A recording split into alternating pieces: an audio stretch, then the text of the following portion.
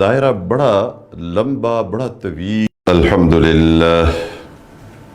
الحمدللہ نحمدہ ونستعینہ ونستغفرہ ونؤمن بہ ونتوکل علیہ ونعوذ باللہ من شرور انفسنا ومن سیئات اعمالنا من يهده الله فلا مضل له ومن يضلل فلن تجد له وليا مرشدا وأشهد أن لا إله إلا الله وحده لا شريك له وأشهد أن سيدنا وسندنا وحبيبنا وشفيعنا ومولانا ونبينا محمدا عبده ورسوله أرسله بالحق بشيرا ونذيرا وداعيا إلى الله بإذنه وسراجا منيرا أما بعد فأعوذ بالله من الشيطان الرجيم بسم الله الرحمن الرحيم يا أيها الذين آمنوا قوا أنفسكم وأهليكم نارا رب اشرح لي صدري ويسر لي أمري واحلل عقدة من لساني يفقه قولي سبحانك لا علم لنا إلا ما علمتنا إنك أنت العليم الحكيم اللهم صل على سيدنا محمد وعلى آل سيدنا محمد كما صليت على سيدنا إبراهيم وعلى آل سيدنا إبراهيم إنك حميد مجيد۔ میرے انتہائی عزیز اور محترم بزرگوں، دوستوں اور بھائیوں، اور انتہائی قابل احترام خواتین اسلام،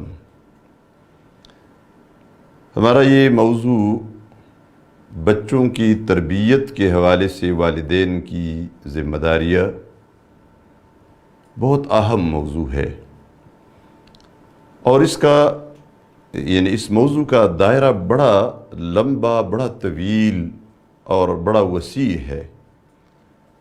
سب سے بڑھ کر جو ہماری ذمہ داری ہے، وہ ذمہ داری یہ ہے کہ ہم اپنے آپ کو اور اپنے بیوی بچوں کو دوزخ کی آگ سے بچائیں۔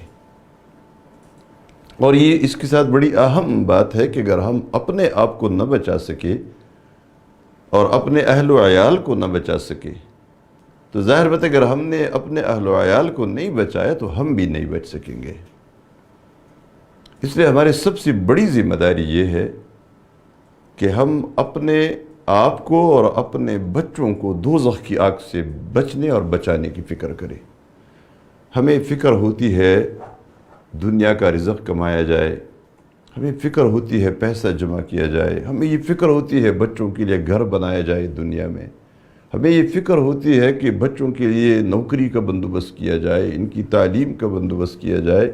یہ ساری چیزیں ضروری ہے، لیکن اس میں جو سب سے بنیادی چیز ہے جس سے ہم غافل رہتے ہیں وہ یہ کہ ہم اپنے ان بیوی بچوں کو دوزخ کی آگ سے بھی بچائیں اور اپنے آپ کو بھی بچائیں۔ یہ وہ بنیادی چیز ہے، بنیادی موضوع ہے جس کی طرف ہماری توجہ عموماً نہیں ہوتی۔ جن لوگوں کی توجہ ہوتی ہے وہ اپنے بچوں کو دنیا کی ان عیاشیوں میں گم نہیں ہونے دیتے، اس لیے کہ دنیا کی ساری ضرورتیں بچوں کے جب ہم پوری کریں گے تو اس کے نتیجے میں لازماً آخرت خراب ہو جائے گی۔ حضرت عمر ابن عبدالعزیز رضی اللہ عنہ خلیفہ تھے، اور خلافت اتنی وسیع خلافت تھی کہ یہ جتنے بھی اب سینکڑوں ممالک بنے ہیں، سینکڑوں ممالک، ان کی خلافت کے زمانے تک یہ سلطنت بڑی وسیع ہو گئی تھی، خلافت کا دائرہ بڑا وسیع ہو گیا تھا۔ پورا عرب یعنی خلیجی ممالک، اور خلیجی ممالک کے ساتھ یہ جتنے بھی مغربی عرب ہے، یہ عراق اور مصر اور مراکش اور یہ پورا، اور اس کے ساتھ یہ جو شام، فلسطین، اردن وغیرہ، یہ جتنے بھی علاقے ہیں، اور اس کے ساتھ برصغیر پاک و ہند، یہ ہمارا خطہ، افغانستان سے آگے شمال کے پورا جو علاقہ آذربائیجان تک اور آرمینیا تک، اور یہ پورا، یہ ایک سلطنت تھی، ایک حکومت تھی۔ آپ اندازہ کر لیں کتنی وسیع سلطنت تھی۔ اس پر حضرت عمر بن عبدالعزیز رضی اللہ تعالی عنہ خلافت کر رہے ہیں، حکومت کر رہے ہیں۔ لیکن جب یہ فکر تھی، یہ فکر کہ اپنے آپ کو اور اپنے بچوں کو دوزخ کی آگ سے بچانا ہے، تو ان کی زندگی کیسی تھی؟ اب آپ ایک واقعہ سن لیجئے۔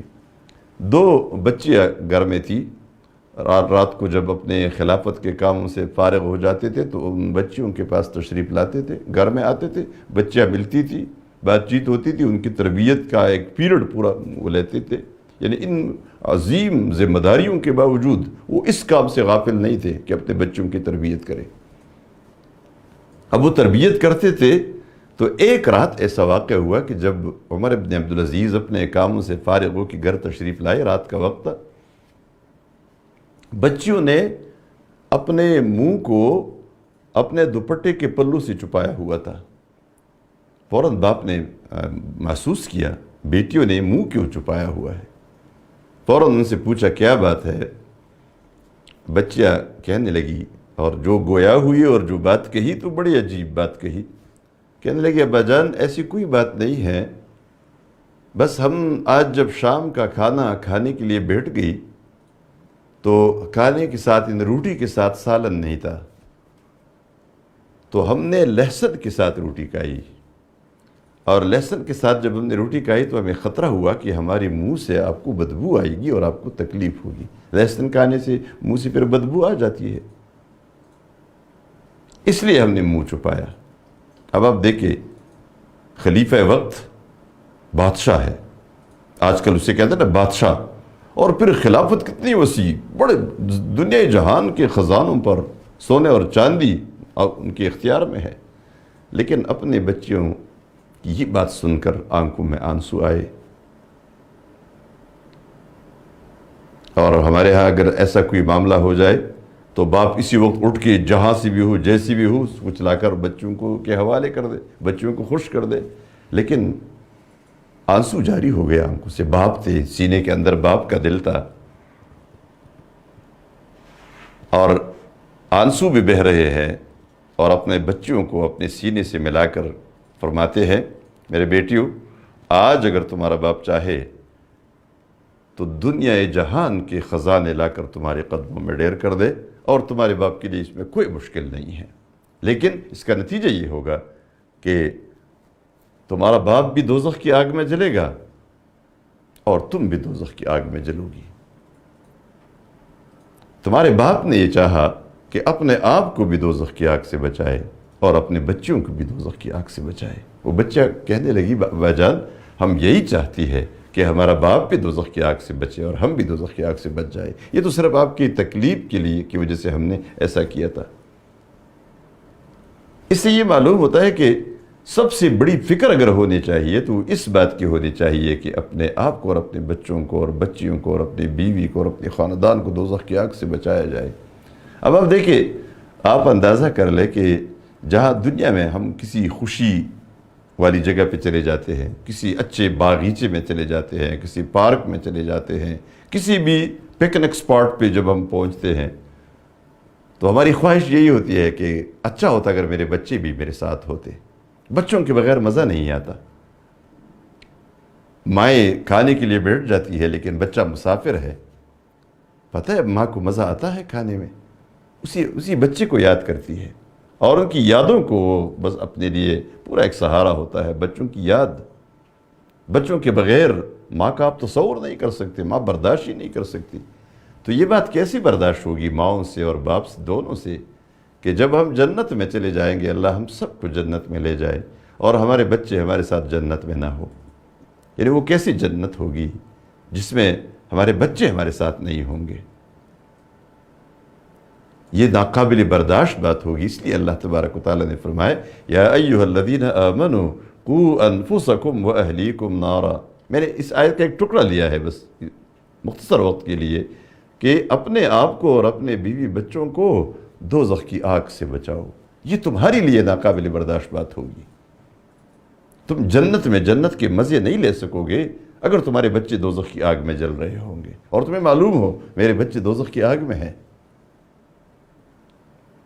اس لیے بنیادی ضرورت ہے، اور یہ کام جو ماں باپ کا ہے بڑا وسیع کام ہے، بڑا پھیلا ہوا کام ہے۔ یہ اس وقت سے شروع ہوتا ہے بچوں کی تربیت کے حوالے سے، جو ہم کبھی کبھار کہتے ہیں بچہ نافرمان بن گیا ہے، باپ کہتا ہے میرے لیے زندگی عذاب بنی ہوئی ہے، اذیت ہے، یہ بچے نہ ہی ہوتے تو بہتر ہوتا، میرے بچے خراب ہو گئے ہیں، فلان وجہ سے خراب ہو گئے، فلان وجہ سے خراب ہو گئے۔ یہ کسی وجہ سے خراب نہیں ہوئے، یہ آپ ہی کی وجہ سے خراب ہو گئے ہیں، یہ باپ ہی کی وجہ سے خراب ہو گئے ہیں، یہ ماں ہی کی وجہ سے خراب ہو گئے ہیں۔ جہاں بچے خراب ہے، جہاں بچے نالائق ہے، جہاں بچے بے ادب ہے، جہاں بچے بدتمیز ہے، جہاں بچے ماں باپ کا ادب نہیں کرتے، جہاں بچے ماں باپ کی بات نہیں مانتے، جہاں بچے شرپسند ہے، شر ہی شر لایا کرتے ہیں، آپ سب سے بنیادی کردار اس میں ماں باپ کا ہے، سب سے بنیادی ذمہ داری ماں باپ کی ہے۔ اس بچے کو شرپسند بنایا، اس بچے کو جیسے بنایا وہ ماں باپ نے بنایا۔ حتیٰ کہ نبی کریم صلی اللہ علیہ وآلہ وسلم نے تو یہاں تک فرمایا کل مولود یولد علی الفطرہ فابواہ یہودانہ او ینصرانہ او یمجسانہ۔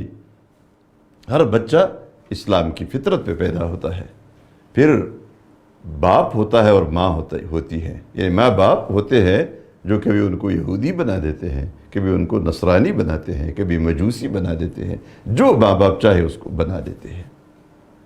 بچہ حرام خور بنا ہوا ہے، یہ حرام خور اس کو کسی اور نے نہیں، یہ ماں باپ نے حرام خور بنایا۔ بچہ شریر ہے، یہ ماں باپ نے اس کو شریر بنایا۔ بچہ نمازی نہیں ہے، بچہ قرآن خوان نہیں ہے، یہ کس نے ایسے بنایا؟ یہ ماں باپ نے بنایا۔ اس لیے کہ یہ پورا کام، یہ جو بچوں کی تربیت ہے، اب دیکھیں اس کے لیے اللہ تبارک و تعالیٰ نے ماؤں کو بالکل فارغ کر دیا ہے باہر کے سارے کاموں سے کہ ماں یہ بچوں کی تربیت کرے، اور صرف یہ بچے نہیں ہیں، یہ قوموں کی تربیت ہے۔ قومیں ایسی بنتی ہے، ماں باپ اپنے بچوں کی تربیت کرتے ہیں اور ان بچوں سے قومیں بنتی ہے۔ ہر ماں باپ اس طرف متوجہ ہو جائے تو ساری دنیا کا مسئلہ حل ہو جائے گا، پوری قوم اچھی قوم بن جائے گی۔ اور اسی لیے ماؤں کی تربیت بھی ضروری ہے، اور ماؤں کو یہ اس کام کے لیے بیدار ہونا ضروری ہے کہ یہ تمہارا کام ہے۔ دیکھیے میں شروع سے بتاتا ہوں، شروع سے بالکل آغاز سے، کہ بچہ جب پیدا ہو جاتا ہے تو ہماری توجہ پھر چھوٹا ہوتا ہے، پھر بچپن ہوتی ہے، 3 سال 4 سال 5 سال 10 سال تک، پھر بچہ میچور ہو گیا ہے، اب وہ کہتے ہیں اس کی تربیت کی ضرورت ہے کہ تربیت ہو۔ اس وقت تربیت نہیں ہوتی، یہ تربیت کا زمانہ ہی نہیں ہے۔ یہاں تک تو پیدائش کے بعد جو مسئلہ، میں تو پیدائش سے پہلے آپ کو بتاتا ہوں، پیدائش کے بعد بھی جو ماہرین کہتے ہیں، جو بچوں کی تعلیم کی ماہرین کہتے ہیں کہ بچہ 6 سال تک اپنی ماں کی گود میں 90% علم سیکھ چکا ہوتا ہے۔ یہ باقی جو 10% ہے، یعنی 10% علم، یہ بعد میں اسکول کالج مدرسے یونیورسٹی میں اور کسی بھی جگہ میں جا کے تو وہ سیکھتا ہے۔ 90% علم وہ اپنے ماں کی گود میں سیکھ چکا ہوتا ہے۔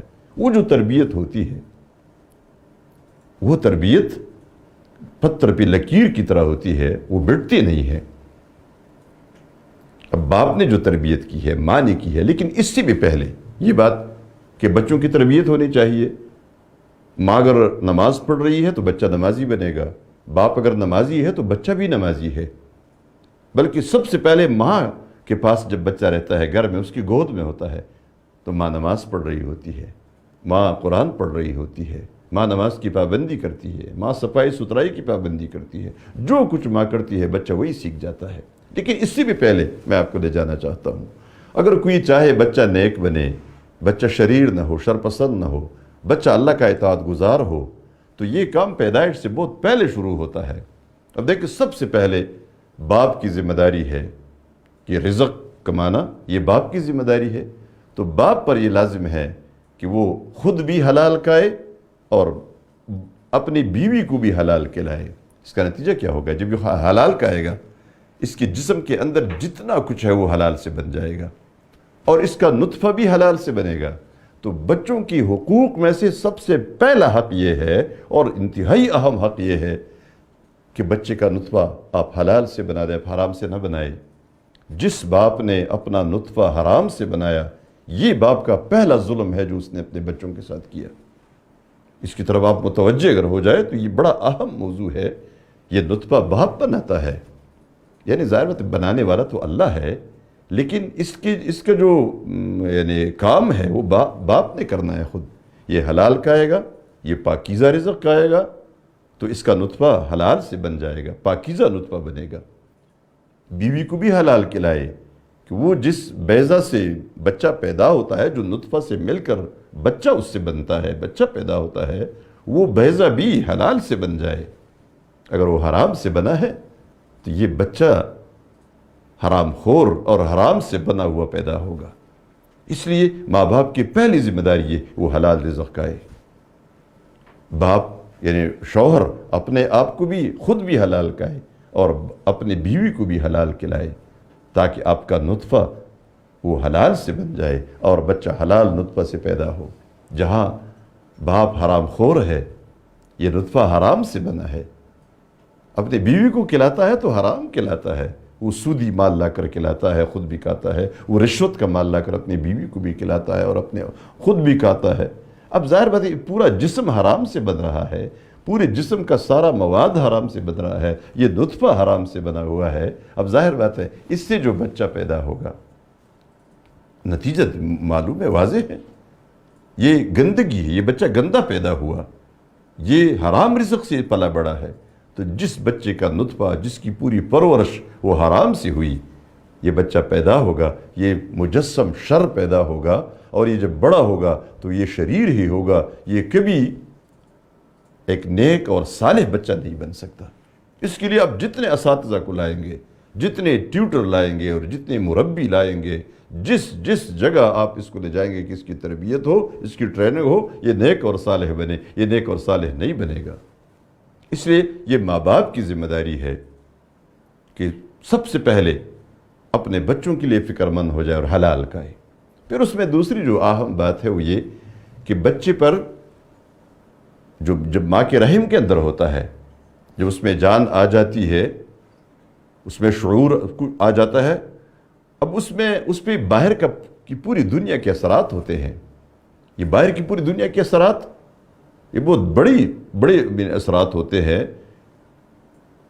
آج کل تو دنیا میں تجربات ہوئے ہیں کہ بچے کو جو ماں کے پیٹ کے اندر ہے، اس کو کوئی کیمرہ لگا کے دیا ہے اور یہاں کمپیوٹر میں اس کو دیکھ رہے ہیں کہ باہر جو کچھ ہوتا ہے، اس کو میوزک سنائی ہے، اس کو قرآن کی تلاوت سنائی ہے، اس کو دوسرا جو کچھ سنانا چاہتے تھے وہ سنا کے اس کی حرکات کو دیکھ کے وہ بدل جاتے ہیں۔ بچہ باہر کے حالات سے متاثر ہوتا ہے۔ اس لیے میں بتاتا ہوں، جو ماں قرآن خوان ہے، یعنی قرآن پڑھتی ہے، زور سے تلاوت کر رہی ہوتی ہے، اسی کو اپنا مشغلہ بنایا ہوا ہوتا ہے، یہ بچہ قرآن خوان پیدا ہوگا۔ جو ماں نمازی ہے، یہ بچہ جو پیٹ کے اندر ہے، یہ نمازی پیدا ہوگا۔ یہ جو اٹھک بیٹھک کرتی ہے نا، رکوع، سجدہ، قاعدہ، تشہد، یہ جتنے بھی حرکتیں ہیں، ان حرکتوں کے ساتھ بچے کا تعلق ہوتا ہے باقاعدہ۔ بچہ بھی اس طرح کی اس کے جسم کو حرکت دی جاتی ہے جب ماں حرکت کرتی ہے۔ یہ بچہ نیک پیدا ہوگا، نمازی پیدا ہوگا، قرآن پڑھنے والا پیدا ہوگا، قرآن سے محبت کرنے والا پیدا ہوگا، اس لیے کہ جو کچھ ماں پڑھتی ہے بچہ سن رہا ہوتا ہے۔ تو مائیں خصوصاً حمل کے دوران اپنے بچوں کی تربیت کرتے ہوئے یہ قرآن پڑھتی رہے، جتنا بھی زیادہ پڑھتی رہے اور قرآن سنتی رہے۔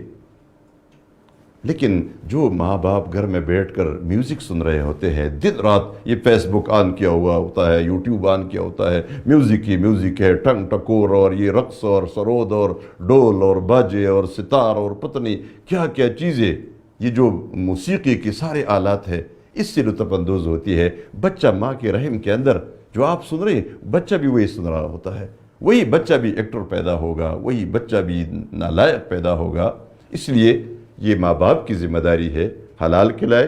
پیدائش کے بعد حلال کا جو بچہ پیدا ہوا ہے، اس دوران جو ماں باپ نے خدمت کی ہے، محنت کی ہے کہ نمازی رہے ہیں، قرآن خوان رہے ہیں، اس لیے کہ بچہ پرورش پا رہا ہے، پھر گود میں جو کچھ تربیت ہے وہ کرے اور بچوں کو قرآن پڑھائے، بچوں کو نیکی سکھائے، بچوں کو اب دیکھیں شیطان پیدائش ہوتی ہی یعنی پیدا ہوتی ہی اپنا نمائندہ مقرر کر کے دیتا ہے، سب سے پہلے چیخ وہ شیطان اس سے نکالتا ہے، لیکن ہم کہتے ہیں کہ نہیں بعد میں تربیت کریں گے، تو یہ ماں کی ذمہ داری ہے۔ بچہ عموماً بچے کی فطرت یہ ہے کہ وہ دائیں ہاتھ سے کائی پیے، لیکن آپ نے دیکھا ہوگا بچہ بایاں ہاتھ آگے کرتا ہے، یہ کیوں؟ وہ شیطان کا جو استاد آیا ہوتا ہے وہ اس کے بائیں ہاتھ کو پکڑ کے آگے کرتا ہے۔ ماں کی ذمہ داری ہے کہ فوراً اس کے بائیں ہاتھ کو پیچھے کرے، اس کے دائیں ہاتھ کو آگے بڑھا دے۔ یہ شیطان کا مقابلہ ہے جو ماں نے بھی کرنا ہے، باپ نے بھی کرنا ہے، اور پھر پورے ماحول کو گھر کا جو آپ نیک بنائیں گے۔ یہ نہیں باپ گناہگار ہے، باپ رقص و سرود کی مجلسوں میں بیٹھا ہے، ٹیلی ویژن پہ بھی موسیقی سن رہا ہے، بچے کو کہتے تم جا کے نماز پڑھو، بچے کو کہتے نہیں جی تم نہ سنو، نہیں تم نے پہلے نہیں سننا ہے، تو جو تم خود پابندی نہیں کر سکتے تو ظاہر بات ہے بچہ اس کی پابندی نہیں کرے گا۔ آپ کا ایک ایک ایکشن، ایک ایک عمل وہ بچے کے لیے نمونہ ہے۔ اس لیے ہم سب سے پہلے اس بات کے لیے فکر مند ہو جائے، یا ایھا الذین آمنوا قوا انفسکم واہلیکم نارا۔